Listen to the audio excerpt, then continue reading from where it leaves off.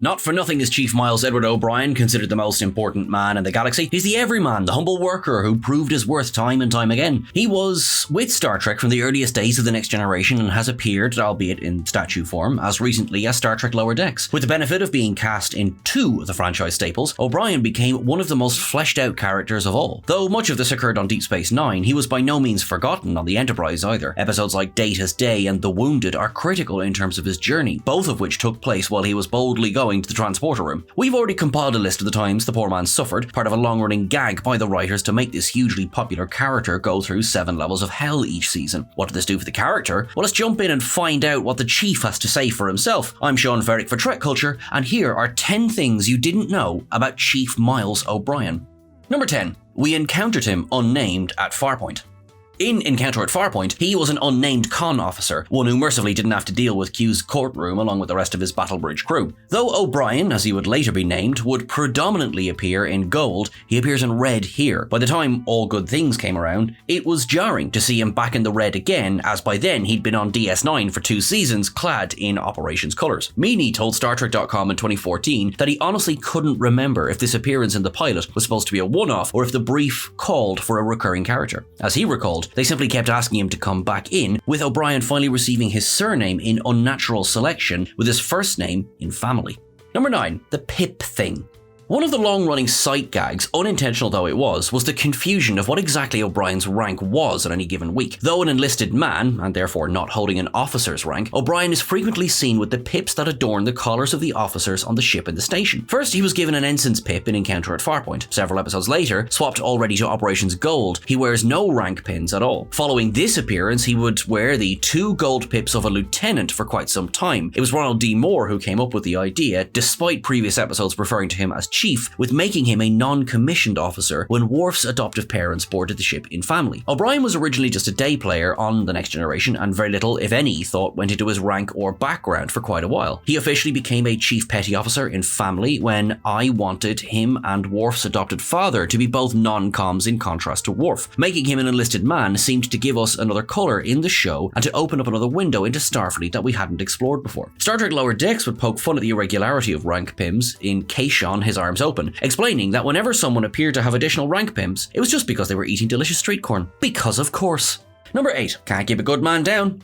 Colm Meaney was, by his own admission, merely a day player for his first few appearances on The Next Generation. However, when the jump to Deep Space Nine came around, Meaney's career had begun to soar. Committing to an ongoing series, this time as a main character no less, took some persuading. He spoke to Rick Berman, who, along with Michael Piller, had created Deep Space Nine, about his fears. Berman, Meaney explained, effectively promised him that if there was a script that he wanted to do, by which he meant a movie, then they would make that work. A tangible effect of this arrangement occurred in Season 4. The episodes The Visitor and Hippocratic Oath actually swapped directors due to Meaney's availability. Initially, René Auberjonois was due to direct The Visitor, with David Livingston set to direct Hippocratic Oath. Meaney's schedule meant that the shooting schedule had to be flipped around, thus leading to Livingston directing The Visitor. This also meant that several scenes with O'Brien in the future had to be scrapped from the episode, meaning that we, the audience, missed our chance to see O'Brien in old age makeup.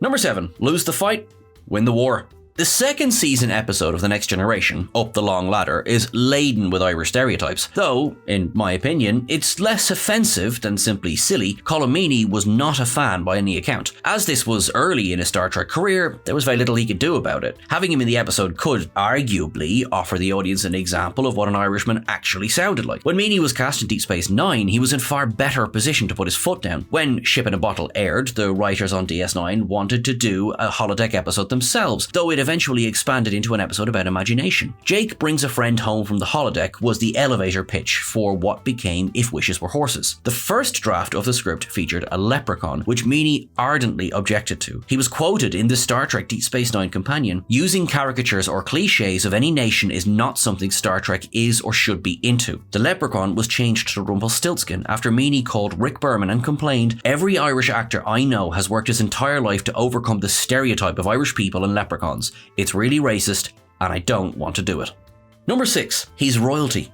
Miles O'Brien was no ordinary man. He was directly descended from Irish royalty. He was the descendant of the High King Brian Boru himself. Bar Association sees O'Brien and Bashir add the Battle of Clontarf to their holographic repertoire, which for history buffs and Irish fans was seriously cool to see. The Battle of Clontarf took place on the 23rd of April 1014. Brian Boru led an army against a Norse-Irish army and a Viking army. By the end of the battle, almost all of the major commanders, including Boru himself, would be dead, but Boru's forces were successful in driving back their opponents. Boru, while King of Munster, established the O'Brien dynasty in Ireland. After Boru's death, the O'Briens, the earlier spelling, would continue to hold the seat, including another High King of Ireland, until Munster was partitioned, wherein they became the Kings of Thomond, a seat they held for roughly 500 years. The name O'Brien is a popular one still in Ireland, so it's very gratifying to see that not only does it survive into the 24th century, but that a man of such importance is keeping the station afloat.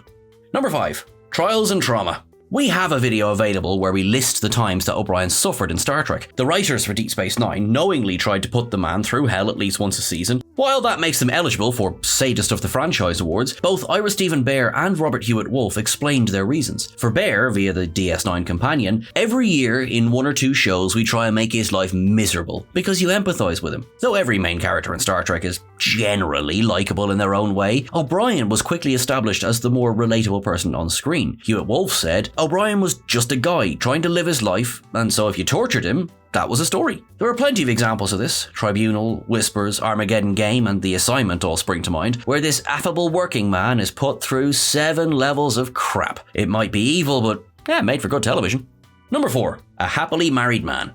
The script for Data's Day was originally pitched during The Next Generation's 3rd season. At the time, it was a simple story that would follow 24 hours on board the Enterprise. However, Rick Berman and Michael Piller felt an episode-long plot arc was needed, thus leading to the Romulan spy character. The other big event is the O'Brien's wedding. A couple of names were suggested before the writer settled on having O'Brien get hitched. Then there was the question of to whom. At this stage, Will Wheaton was leaving the show and a new female character was intended to replace him. In another universe, O'Brien would end up married to Ro Laren. However, while Ro was being considered as a major new addition to the ship, no one wanted O'Brien to become someone's side character, so this idea was quickly dropped. Keiko Ishikawa was then created. They would remain married for the rest of their time on The Next Generation, and both would move over to Deep Space Nine.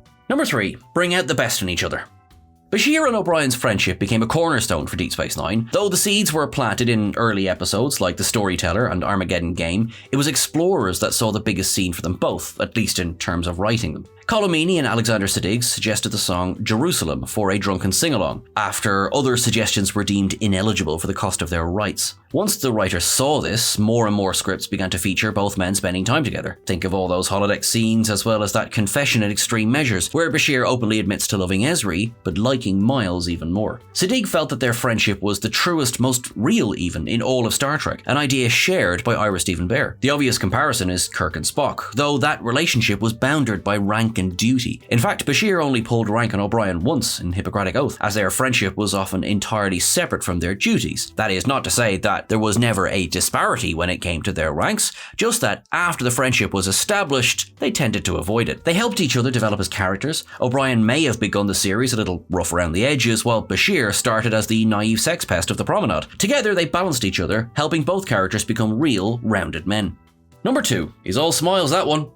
Miles Smiley O'Brien made his first appearance in Crossover, where he was a browbeaten Terran slave, favoured by the Intendant and by Ben Sisko. A chance meeting with the Prime Universe version of Dr. Bashir inspires him to stage a breakout, eventually escaping the station and rising through the ranks. His next appearance in Through the Looking Glass sees him pull a disruptor on the Prime Universe version of Sisko, capturing him and bringing him over to the Mirror Universe. Colomini described this version of O'Brien as a dirtier, scuzzier version of the character, though hastened to add that it was due to the life that Smiley had led. The Star Trek Mirror Universe novels feature O'Brien marrying Keiko, just like their Prime Universe counterparts. In those stories, the O'Briens retire from the Resistance and move to the island of Inishmore, one of the Aran Islands off the west coast of Galway. Number 1. A Union Man.